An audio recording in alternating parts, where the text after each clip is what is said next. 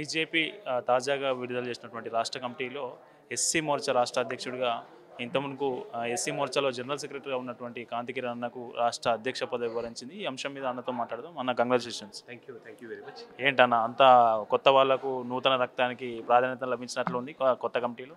స్పష్టంగా భారతీయ జనతా పార్టీ రామచంద్ర గారి నేతృత్వంలో ఒక సంకేతం ఏమొచ్చింది అంటే, రాబోయే రోజులలో యువకులైన భారతీయ జనతా పార్టీ ఈ సిద్ధాంతం కోసం పనిచేసి ఈ సిద్ధాంతం గురించి రంగరించుకొని వివిధ క్షేత్రాల నుంచి ఈ పరివారంలో ఒక భాగమైన ఇది విచార పరివారం ఏదైతే అంటారో ఆ పరివారం నుంచి వచ్చిన వాళ్ళందరికీ కూడా చక్కగా సమౌచితంగా వారు ఒక దీర్ఘకాల ఆలోచనతోని ఈ నూతన శకం ఇప్పుడు ప్రారంభమైంది. దాదాపు ఇప్పుడు పార్టీల రాష్ట్ర పదాధికారులందరూ కూడా 40 దాటి నుంచి 50 లోపే ఉన్న వాళ్ళు ఉన్నారు.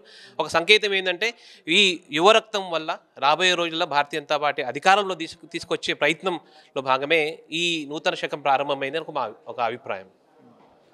రాష్ట్రంలో ఇంకా సమస్యలు చూస్తే అటు ఫీజు రీయింబర్స్మెంట్ కావచ్చు, హాస్టల్ సమస్య కావచ్చు, యూరియా కొరత కావచ్చు, ఇటు గ్రూప్ 1 ఇష్యూ కావచ్చు, ఇట్లా చాలా అంశాలు సమస్యలతో బాగా సతమతం అవుతున్నారు జనాలు. ఇప్పుడు ఈ కొత్త కమిటీ వచ్చింది కదా, మీరు ఈ వాళ్లకు సమస్యల మీద ఎట్లాంటి పోరాటాలు చేయబోతా ఉన్నారు ప్రభుత్వంతో?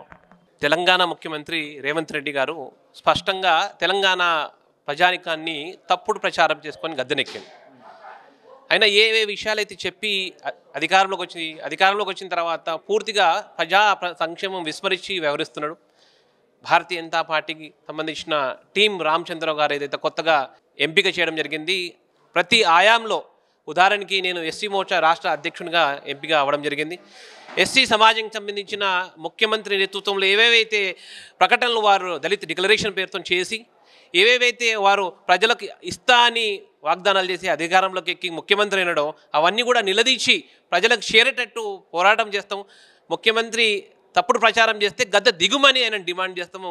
అప్పటి వరకు ఎస్సీ మోర్చా నేతృత్వంలో రాబోయే రోజులలో ఆయన ఏవేవైతే వాగ్దానాలు చేస్తున్నాయో అమలయ్యే రీతిలో రూపకల్పన చేసి పనిచేయడానికి ప్రయత్నం చేస్తాం.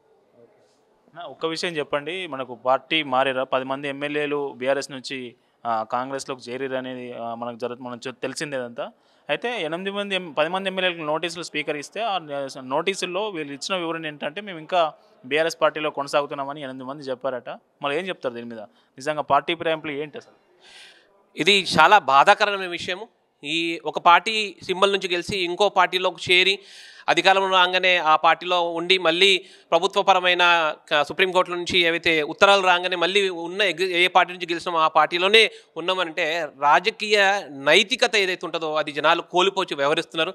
ఎవరైతే ప్రజాప్రతినిధులు ప్రజల ఒక మన్నె పొన్ని ఒక ఎమ్మెల్యేగా ఎంపీగా గెలుస్తారో ఆ సింబల్కి గౌరవం ఇవ్వాలి, ప్రజా తీర్పుకు గౌరవం ఇవ్వాలి. ఆ రకంగా ప్రజాస్వామ్య విలువలను కాపాడుతూ పనిచేసినప్పుడైతే డాక్టర్ బాబాసాహెబ్ అంబేద్కర్ ఏదైతే ఓటు ఇచ్చిండో ఆ ఓటుకి ఏదైతే రాజ్యాంగబద్ధ ప్రజాస్వామ్య ప్రక్రియ ఇచ్చిండో దానికి గౌరవం ఇచ్చిన అవుతుంది. కాబట్టి ఈ వ్యక్తులు ఎవరెవరైతే ఏ సింబల్ మీద అయితే గెలిచి ప్రజా ఆదరణ పొంది అధికారంలోకి వచ్చినారో వాళ్ళందరూ కూడా ప్రజా సంక్షేమాన్ని ప్రజా ఒక తీర్పుని వ్యతిరేకించి వ్యవహరిస్తున్నారు. కాబట్టి ఈ రకమైన వాళ్ళు రాబోయే రోజుల్లో ఎవరు కూడా ఈ రకంగా వ్యవహరించుకుంటూ పోతే రాజకీయ క్షేత్రంలో వాళ్ళు స్వతహాగా వాళ్ళ రాజకీయ జీవితం శూన్యం అయిపోతుంది.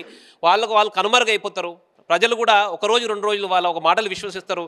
నిరంతరం వారు మాటలు విశ్వసించే అవకాశం లేదని ఈ సందర్భంగా స్పష్టంగా కనిపిస్తున్నది. స్పీకర్కి ఏం చెప్తారు? స్పీకర్కి వాళ్ళు నోటీసులలో ఈ వివరణ ఇచ్చారు కదా, మేము పార్టీలో మారలేదు, పార్టీలో ఉన్నామని చెప్తా ఉన్నారు. స్పీకర్కి ఏం చెప్తారు మీరు యాజ్ ఏ ఎస్సీ మోర్చా రాష్ట్ర అధ్యక్షుడిగా బీజేపీ నుంచి? ఇప్పుడు భారతీయ జనతా పార్టీ ఏదైతే నైతిక విలువలతో కూడిన రాజకీయ అంశాలని ఏదైనా పిలుపునిస్తుంది కదా, దాని ఆధారంగా ఎవరెవరైతే ఈ రకంగా పార్టీలు ఫిరాయింపు చేసుకొని ఇప్పుడు కొత్త పాటలు ఎవరైతే పాటలు పాడుతున్నారో ఈ స్పీకర్ గారు స్పష్టమైన వారి రూల్ ఆఫ్ బుక్ ఆధారంగా వెంటనే నిర్ణయం తీసుకొని వ్యవహరించినట్టయితే ఇది ఎవరైతే రాబోయే రోజులలో నూతనంగా ఎన్నికలలో పోటీ చేయాలని అనుకుంటారో, ప్రజాస్వామ్య జీవితంలో ముందుకు పోవాలని ఏదైతే జీవితంలో ముందుకు వస్తుంటారో వాళ్ళందరికీ కూడా ఒక లెసన్ లాగా స్పీకర్ గారు బుక్ ఆఫ్ రూల్ ఆధారంగా వెంటనే ఏదైనా నిర్ణయం తీసుకుంటే బాగుంటుందని మా అభిప్రాయం. మొత్తానికి ఇది స్పీకర్ తన విచక్షణ అధికారంతో ఖచ్చితంగా పార్టీ మారిన వారిపై అనర్హత వేటు వేస్తే ఇంకా మిగతా అది స్పీకర్ మీద ఈ రాజ్యాంగ వ్యవస్థ మీద ప్రజలకు నమ్మకం కలగడంతో పాటు అయితే కొత్త వారు ఎవరైతే ఉన్నారో వాళ్ళకు అవకాశాలు కూడా వస్తాయి అనేది ఎస్సీ మోర్చా రాష్ట్ర అధ్యక్షులు మనతో పాటు చెప్తా ఉన్నారు. కెమెరామెన్ కళ్యాణ్తో కరుణాకర్, బీజేపీ స్టేట్ ఆఫీస్.